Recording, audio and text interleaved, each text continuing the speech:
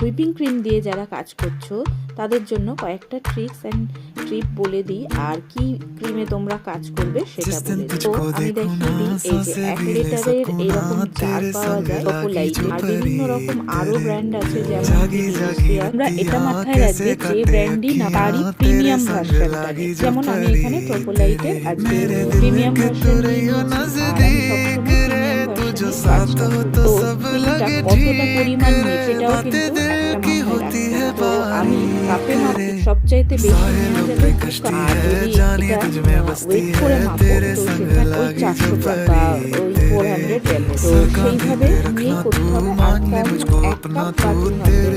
Cream wait করার সময় কয়েকটি কথা মাথায় রাখতে হবে। ক্রিমটা যখন তোমরা প্রথমে দোকান থেকে বা শপ থেকে নিয়ে আসবে একদম যেন টাইট থাকে ফর্ম, তো এনে কিন্তু ডিপ ফ্রিজেই রাখতে হবে। আর যখন ক্রিম হুইপ করবে তার আগের দিন রাত বা 3-4 ঘন্টা আর ফ্রিজে নর্মাল ফ্রিজে রেখে দিয়ে ক্রিমটা একদম লিকুইড হয়ে যাবে, তখন সেটা হুইপ করতে হবে। আর হুইপ করার সময় যে পাত্রটা নেবে বা যে বাটিটা নেবে সেটা নিচে আইস ওয়াটার বা আইস নিয়ে নিলে ভালো হয়। তো ক্রিমটাকে আর বারবার করে রেস্ট করিয়ে করিয়ে আমাকে হুইপ করতে হবে।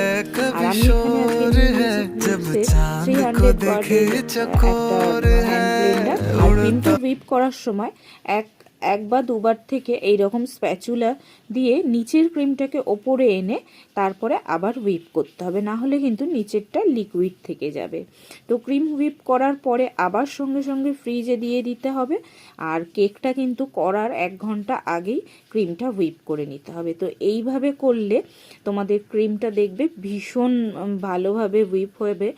আর এই কোন স্টেজে তোমরা বুঝবে, দেখো একটা স্প্যাচুলা নিয়ে এইভাবে দেখবে যে স্টিফ হয়েছে কিনা। ক্রিমটা এই পর্যায়ে দেখছো কি সুন্দর স্টিফ হয়েছে, তো এই সময় কিন্তু ক্রিমটা রেডি। আর একটা ব্যাপার, এই যে পাত্রটাতে আমি ক্রিমটা করছি সেটাকে উল্টিয়ে, এই যে আমি কিন্তু ক্যামেরাটার দিকে উল্টিয়ে নিয়ে স্টেপগুলো ফলো করে তোমরা তোমাদের ক্রিমটা হুইপ করে নিও।